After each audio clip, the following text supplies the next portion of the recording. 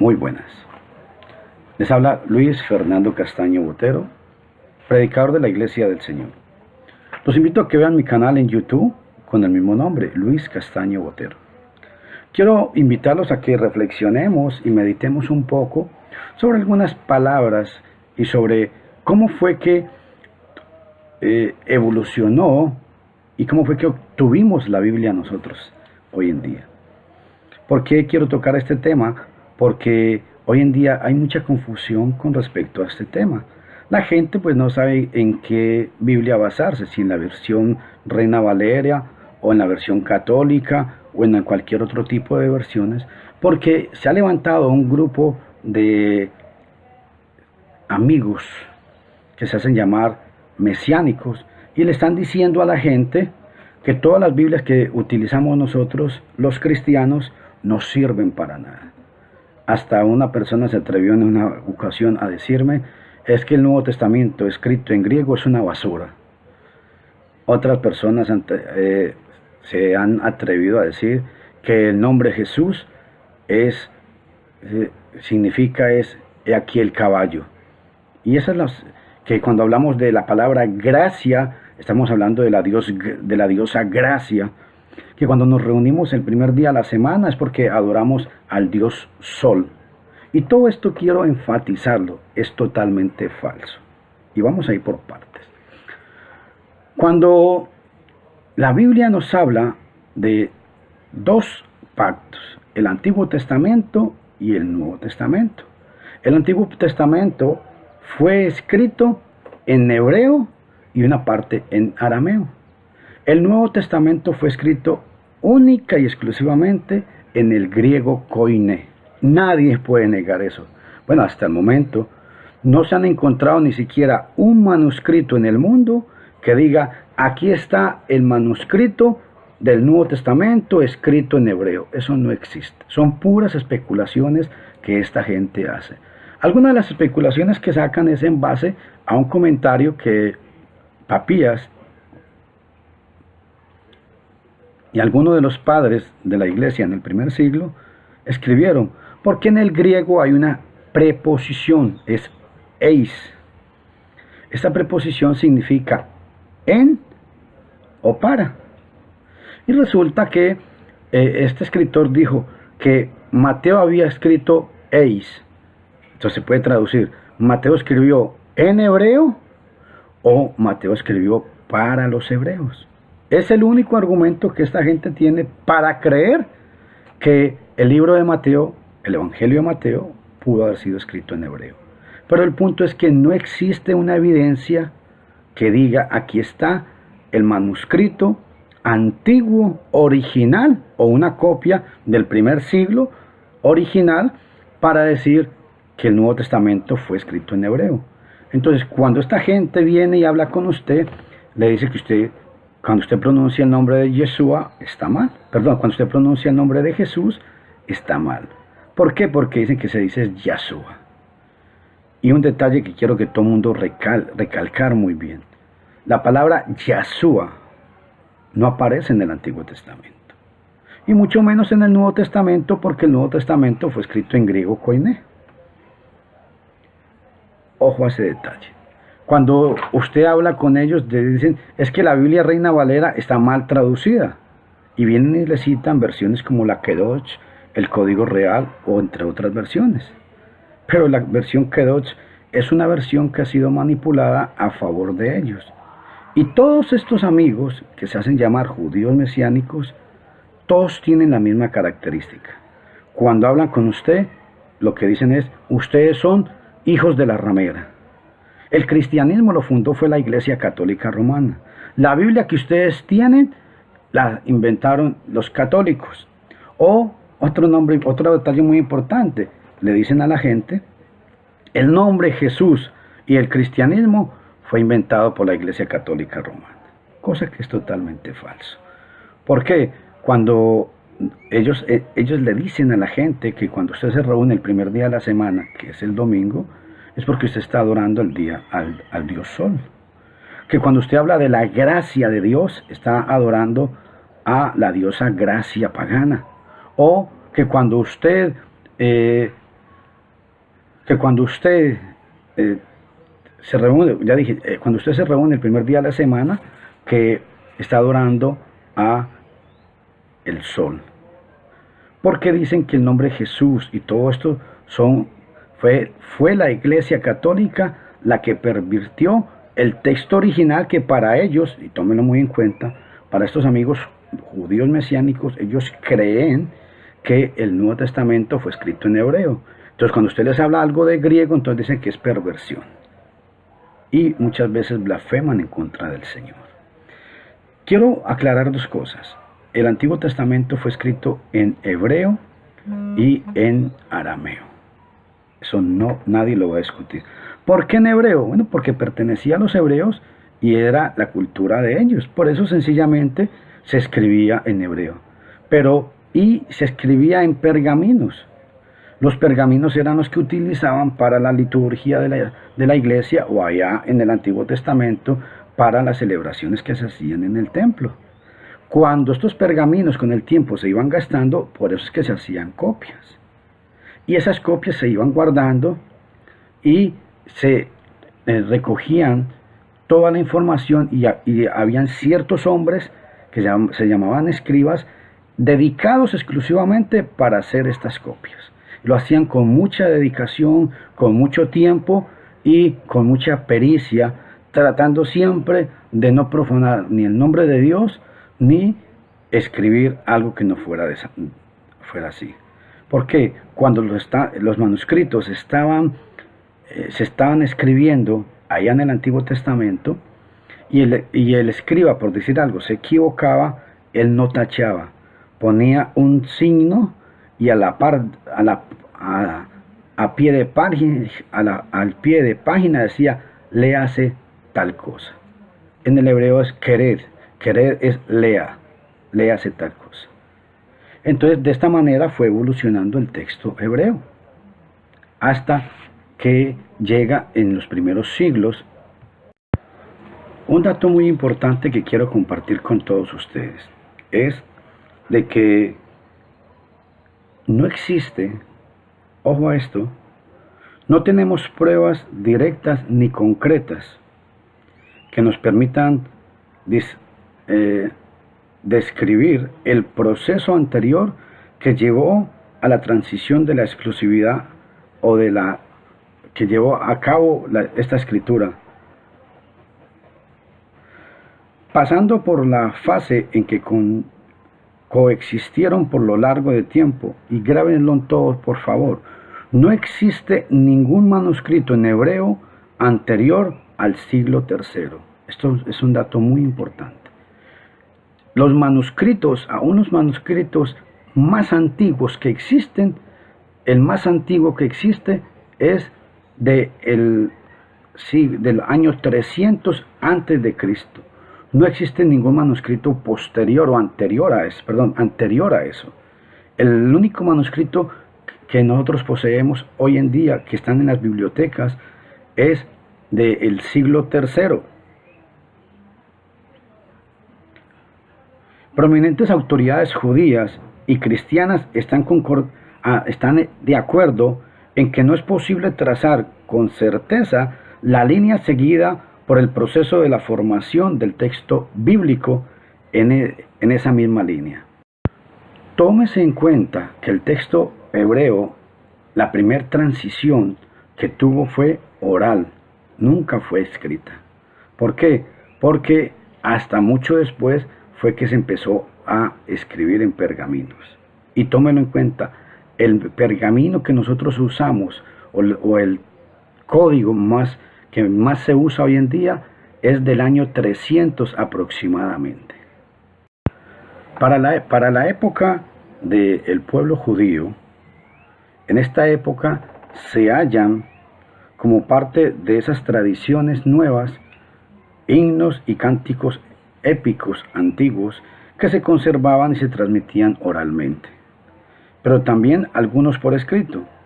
Los sabios llegan de alguna manera a conocer la literatura de los pueblos circundantes, de todos los pueblos vecinos, como la de Egipto, que habría conocido en los largos años de esclavitud y que ahora la rica literatura de Mesopotamia, pues estaba escrita en escritura cuneiforme. Al norte de Palestina han florecido los reinos de Ugarit y Ebla, que han dejado también un rico material literario. Mucho de esto lo absorbe la cultura israelita en la formación de su código, de su Antiguo Testamento. Lo que hicieron fue que depuraron de sus contaminaciones paganas y adaptándolo a su riguroso monoteísmo. En el Antiguo Testamento, los israelitas aprendieron mucho de las culturas vecinas, como de los egipcios, de Mesopotamia, de los de Asiria, de los babilónicos, y muchas cosas los agarraron ellos y depuraron, o digamos, purificaron muchas cosas y las utilizaron para ellos en un sentido monoteísta. Ya en Canaán, los israelitas habían entrado en contacto con tradiciones cananeas y mesopotámicas, y en una forma u otra, conociendo el contenido de la ya para entonces rica literatura de esas regiones. No se ha descubierto hasta hoy, y después de tanto tiempo, es casi posible que no exista ya ningún manuscrito original de primera mano, o sea que sea del escritor sagrado mismo, lo que se llamaría un autógrafo, o si los dictó de algún amanuense, lo cual es verdad también en cuanto a los escritos del Nuevo Testamento. No existe un texto que podamos decir, este es el texto que escribió Pablo, Moisés, no existe. Sobre todo de los del Antiguo Testamento. Ni siquiera sabemos con precisión, y en algunos casos ni aún con aproximación, la fecha en que se escribió uno o parte de los libros bíblicos del Antiguo Testamento. Nadie sabe eso. Es muy importante tomar en cuenta todos estos datos históricos que estoy dando. Tómese muy en cuenta que originalmente era una tradición oral, y esa tradición oral pasó de lo oral a lo escrito. De la forma del texto en cada etapa tenemos testigos importantes. Los eruditos bíblicos llaman testigos a los documentos y citas que arrojan luz sobre el texto. En este caso, los testigos son uno contemporáneo y otros posteriores. El primero es la versión griega llamada Septuaginta. La Septuaginta es una traducción del Antiguo Testamento en hebreo y arameo al griego. ¿Por qué? Porque resulta que muchos judíos ya habían perdido, no sabían cómo pronunciar su lengua materna. Hecha principalmente en Alejandría, aproximadamente entre el año 250 y el año 150 antes que el Mesías viniera. Decimos principalmente porque parece probable que algunos libros como Samuel, Salmos, Esther hayan sido traducidos en Palestina y llevados a Egipto. Los testigos posteriores son los targunes, versiones al arameo como el pseudo Jonatán, el samaritano y el palestino, que existieron en el siglo I después del Mesías. El famoso, otros testigos para poder formar el canon del Antiguo Testamento, el famoso testigo de los onkelos. ¿Qué son los onkelos? Era una traducción del hebreo al arameo, que existió entre el siglo II y el siglo III después del Mesías. Las versiones griegas de Aquila, versiones muy antiguas, las versiones griegas de Aquila, Teodosio y Símaco del siglo II después del Mesías. Las versiones siriacas, especialmente la llamada Pechita, del siglo II o el siglo III. Las versiones latinas, la llamada Vetus Latus o la latina antigua, que fue del siglo II al siglo III, y la Vulgata, que la Vulgata latina se escribe aproximadamente a fines del siglo IV. Esta misma fue hecha por Jerónimo.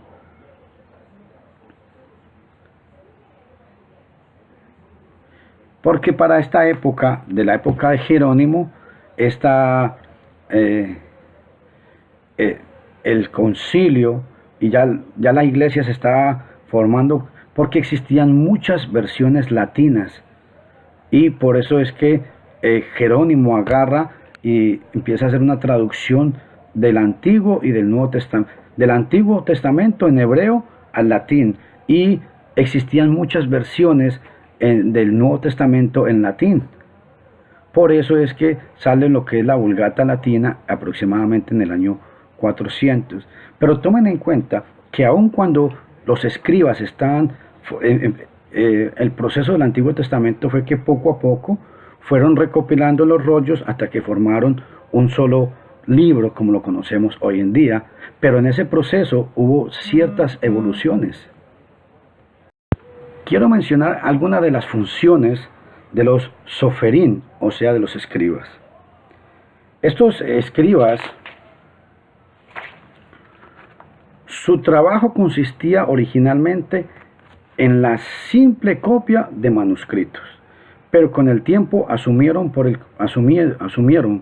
el conocimiento que iban adquiriendo sobre las escrituras sagradas un papel más importante que el de revisores, anotadores y redactores y finales redactores de ella. El escriba llegó a ser, como dice un comentarista, un socio o partícipe menor en el proceso de la creación literaria. Varios puntos quiero señalar.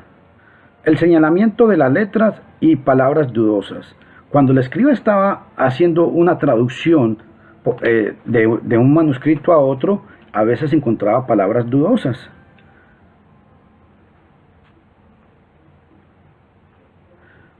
Entonces, cuando encontraba una palabra dudosa, cuando iba a hacer una traducción de un manuscrito a otro y encontraba una palabra dudosa, le ponía unos punticos para que cuando lo hicieran sabían que era una palabra muy dudosa. Otro problema que encontraron los escribas era la modificación de la antigua escritura. Introdujeron los caracteres asirios y arameos, también llamados como cuadrados, que es el tipo de letra que se utiliza hoy en día, en lugar de la arcaica, porque la forma hebrea que se escribía antes eran formas arcaicas y eran prestados de los fenicios o palmireños, aunque la tradición atribuyó este cambio a Esdras. Realmente fue gradual. Esta historia fue pasando gradualmente.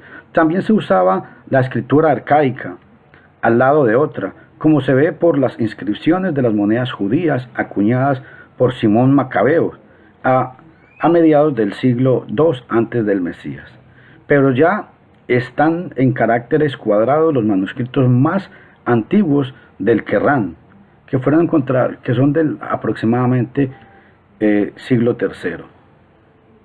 Otro problema que tenían cuando hacían las traducciones, cuando se fue formando el canon hebreo, es que cuando el escriba iba a escribir, si él agarraba una palabra y la separaba incorrectamente, cambiaba muchas veces algún significado, y con eso tenían que tener mucho cuidado.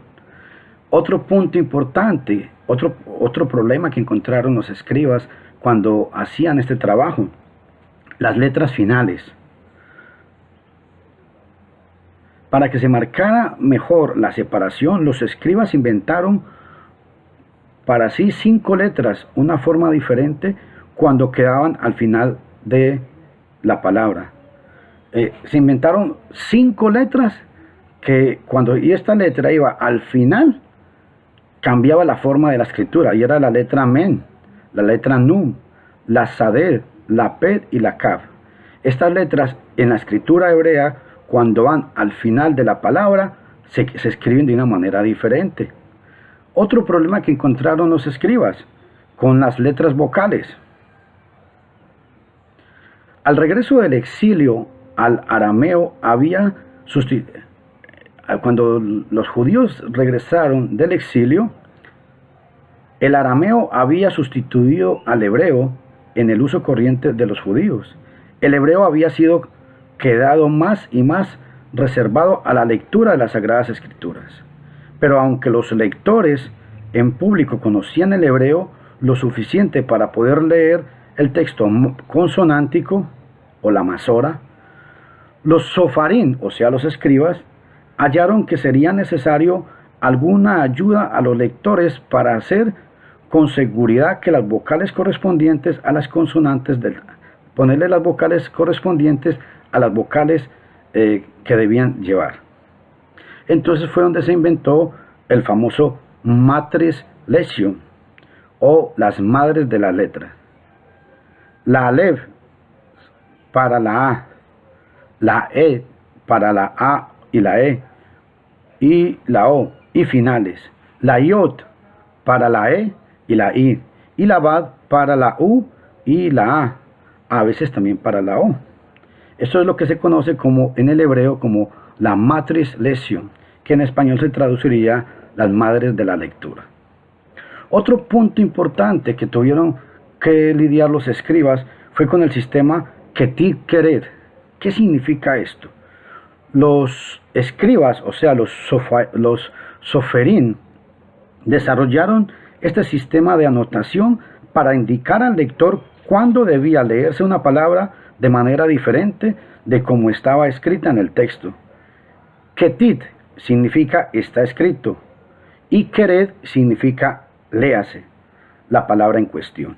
Y por eso es que los escribas encontraron algunos problemas. Y cito todo esto para que ustedes vayan viendo cómo fue la evolución del Antiguo Testamento. Y los escribas tenían esta gran tarea y esta gran función. Bueno, con esta pequeña información sobre el Antiguo Testamento, igualmente, entonces tomamos en cuenta de que uno de los testigos importantes que tenía la traducción del Antiguo Testamento fue la Septuaginta.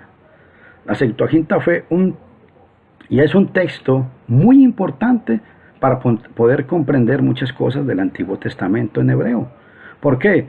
Porque es una de las traducciones más antiguas o de los testimonios más antiguos que se ha podido encontrar. Y fue escrito en griego. ¿Por qué hago énfasis al griego? Ojo, no estoy diciendo que el Antiguo Testamento fue escrito en griego, no, eso es falso. La Septuaginta es una traducción del hebreo a el griego. Pero lo que trato de hacer énfasis es de que en toda esta transición para ir formando el canon del Antiguo Testamento se cometieron no errores, no, sino que suscitaron muchas situaciones en las cuales el escriba tenía que aportar decisiones. Y por eso es que ya hasta el siglo I es donde se forma el canon hebreo, ya se cierra. Y es a partir de este rabino Aquila, que es donde a partir del año 60 antes del Mesías hasta el año 100 aproximadamente después de que el Mesías llegó, que ya el texto llegó a ir evolucionando, donde se fue cerrando y se logró establecer un texto como autoritario en el hebreo. Igualmente sucede con el Nuevo Testamento. Muchas cartas fueron escritas, pero al ir comprobándolas se fueron dando cuenta cuáles eran las cartas que eran escritas por los apóstoles o cuáles no, cuáles eran las cartas originales y cuáles no. Aunque igualmente en el Nuevo Testamento, en la evolución que hubo, los copistas cometieron a veces algunos errores, pero siempre tenían el cuidado de que hacían las copias y al pie de página copiaban si había algún cambio. Por eso, y es a partir de ese momento, ya para el siglo III, es donde ya se trata de consolidar un texto oficial, tanto del Antiguo como del Nuevo Testamento. Y en el mundo, y tómelo muy en cuenta, existen solamente 3 textos que se consideran los mejores que hay en el mundo. El texto sinaítico, que está en la Universidad de Jerusalén. El texto vaticano, que lo tiene la Iglesia Católica en el Vaticano. Y el texto alejandrino, que está en las bibliotecas de Alejandría. Todas las Biblias que existen en el mundo han salido de ahí. Pero tome en cuenta que para que estos 3 textos llegaran a consolidarse como unos códigos reales, estos 3 textos tuvieron una evolución paulatina, unos cambios, hasta que se llegó a comprender, bueno, este va a ser el texto oficial como palabra de Dios. Por eso es muy errado cuando algunos amigos dicen que si yo pronuncio el nombre, porque ¿cuál es el nombre del Mesías en el Nuevo Testamento? Hombre, si vamos a la Biblia, el nombre es Jesús, porque fue griego, está escrito en griego. Aunque el que estaba escribiendo, él pensaba como hebreo, era Yeshua. Para mí, decir Jesús o Yeshua, yo entiendo que es el mismo individuo. Yo no estoy adorando a ningún caballo ni a ningún ser extraño. No, yo estoy claro, y todos los cristianos, cuando adoramos a Jesús, estamos adorando al Mesías del Antiguo Testamento, al que murió en la cruz. No se deje influenciar por estas malas personas que quieren meter veneno a la gente diciendo un error que cometen. Ellos dicen, es que la Iglesia Católica inventó el nombre de Jesús. Eso es falso. Eso fue falso y es falso porque en el año 300 antes del Mesías no existía la Iglesia Católica. Y en el primer siglo no existía la Iglesia Católica Romana. La Iglesia Católica Romana, en el año 325, Constantino hace el primer concilio, el de Nicea, y es hasta el 606 con Bonifacio III que se funda la Iglesia Católica como una organización y una entidad correcta. Otro detalle muy importante, cuando usted haga referencia al día domingo, yo estoy seguro que usted no adora al sol. Nosotros los cristianos no adoramos al sol. Aunque, ¿por qué? Porque la Biblia sí dice categóricamente en Hechos capítulo 20, versículo 7, que los cristianos se reunían el primer día de la semana para partir el pan. Se reunían el primer día de la semana, ¿para qué? Para dar una colecta voluntaria, para escuchar la predicación, para tomar la cena, para cantar himnos espirituales al Señor. La Biblia no dice del domingo, en eso estamos muy claros. Pero la Biblia sí dice del primer día de la semana. Y eso no lo pueden arrancar de la Biblia. Ojo, cuando yo hablo de la gracia, que somos salvos por la gracia del Señor, en mi mente no está la diosa pagana Gracia. Esta diosa pagana sencillamente era una diosa de placeres, de deleite, y estaba representada por 3 mujeres hermosas. No, cuando yo hablo de la gracia de Dios, estoy hablando de la misericordia, del favor, del don de Dios, el regalo de Dios. Esa es la gracia de Dios. Y ojo, no se deje influenciar. Hechos 11:26 dice que en Antioquía por primera vez se les llamó a los discípulos cristianos. Nada más. La palabra, y grabes esta palabrita, Nim-Rim, que aparece en la versión Kadosh, en el código real y en algunas otras versiones que se hacen llamar mesiánicas, es una traducción falsa. Y ponen la palabra en hebreo, ¿saben por qué? Porque la palabra Nim-Rim lo que significa es judaísmo nazareno. Y nosotros no practicamos el judaísmo. Cuando el Mesías vino a esta tierra, él marcó una diferencia. La Biblia habla de un nuevo pacto. La Biblia no habla de un pacto renovado. La palabra renovado no existe en la Biblia. No hay un solo pasaje en el Nuevo Testamento que diga del pacto que el Mesías Jesús iba a venir a hacer un pacto renovado. Eso es una gran falsedad. La Biblia no habla de un pacto renovado. ¿Por qué esta gente quiere hablarle a todo mundo del pacto renovado? Porque ellos creen que la Torá de Moisés todavía está en vigor hoy en día. Nosotros no guardamos la Torá. Nosotros guardamos los mandamientos del Señor. Juan 15:14. Si me amáis, guardad mis mandamientos. Jesús no dijo, si me amáis, guardad la Torá. No, señores. Si me amáis, guardad mis mandamientos. Primera de Juan 5:3 dice, este es el amor a Dios, en que guardemos sus mandamientos. Y en estas Biblias, muchas veces hacen énfasis y son Biblias que alteran el texto, porque el texto en el Nuevo Testamento fue escrito en griego koiné. Y le dicen a la gente que no hay que decir la palabra Señor, sino Adón. Y en sus Biblias lo traducen como Adón. Que no hay que decir la palabra Dios, porque la palabra Dios estamos hablando de Zeus. No, Señor. Yo cuando hablo de mi Dios, no estoy hablando de Zeus, el Dios pagano. No, estoy hablando del Rey de Reyes, del Señor de Señores, del que transformó mi vida. Ese es mi Dios. Y en estas versiones, en vez de Dios, utilizan el tetragramatón. Eso lo vamos a ver en otro estudio más adelante. ¿Cuál es la pronunciación del tetragramatón o Yeshua? Una explicación que vamos a ver sobre algunas palabras en el Antiguo Testamento. Yo le imploro a todos ustedes que, por favor, analicen la palabra de Dios. No se dejen confundir por esta gente. Mi consejo, ¿cuál es la mejor Biblia? Tenga diferentes versiones de la Biblia. Puede utilizar la Reina Valera. La Reina Valera no es la mejor versión que hay, pero es una versión muy conocida. Puede utilizar una versión como la Iglesia Escantera o la Anacal Colunga. La versión Pechita es una versión buena. Pero tenga siquiera 2 o 3 versiones de diferente traducción para que usted cuando vaya a leer un pasaje lo vea en diferentes traducciones. Y para ir concluyendo, tomen en cuenta 2 cosas importantes. Cuando se habla del Antiguo Testamento, para los que no conocen el hebreo, esta es la escritura hebrea. Aquí está. Esta es la escritura en hebreo del Antiguo Testamento. Esta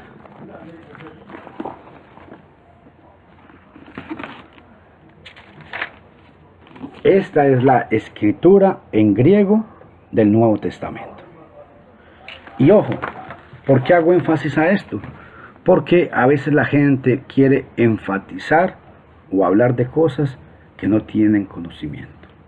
Con todo cariño y con todo respeto yo les invito a que estudiemos la palabra. Dice Primera de Pedro 4:11. Si alguno habla, hable conforme a la palabra de Dios. Primera de Corintios 4:6 dice que para que aprendáis a no entender más de lo que está escrito. No, si a usted lo ofenden diciéndole estas cosas a estas personas, no importa. Mantenga su fe.